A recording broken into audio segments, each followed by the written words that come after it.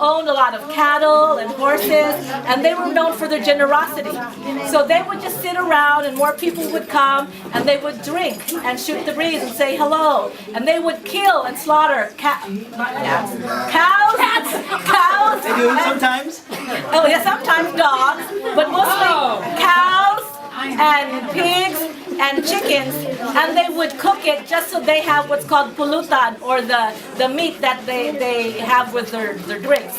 They have like tuba, which is the coconut wine, and they have rice wine, but they also have the hard liquor like Ginebra. And so as they drank that, because they had those big chunks of meat, they would really just keep them in their mouth and gnaw on them. And the Filipino word for gnawing is mulmul. So the nickname they got was Amolan.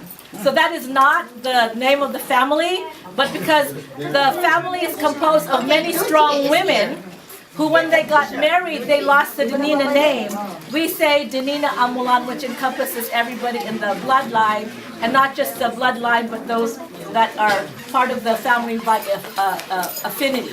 So the Amolan family actually comes from that lineage of, a lot of Spanish blood and Filipino blood.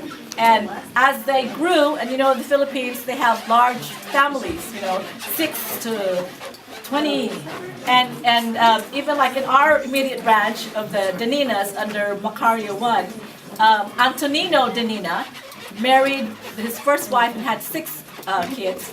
She died, and then he had another 6 kids with his second wife. So just that family itself is 12, and you'll see the branches as they go down. So most of them are full Denina lineage, but those that are married, like you have like the Martinez and the Espanto and the Vega and the Nierva, some of those that are very strong to the Denina family, but no longer carry the Denina name, that's where Amolan just kind of gives us our identity. And this year, we're trying to do a little bit different, because we have our kids take on some of the assignments, because they've always said that this needs to be carried on from one generation to another.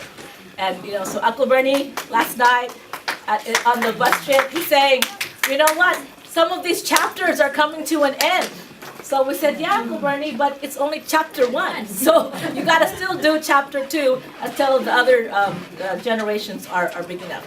So we keep on doing this to honor, our family, and especially those that we know, even the ones that can't come here because of health issues, and then those that have passed away in between the reunions. So that's what Amolan is, and maybe next year there'll be a test. Maybe that'll be a prize for it. But we also do a lot of traditions that we pass on. So the last reunion, we had the letter R. Okay, where's the children that were here? So there's 4 R's that the Deninas really have to follow. So where are the little kids?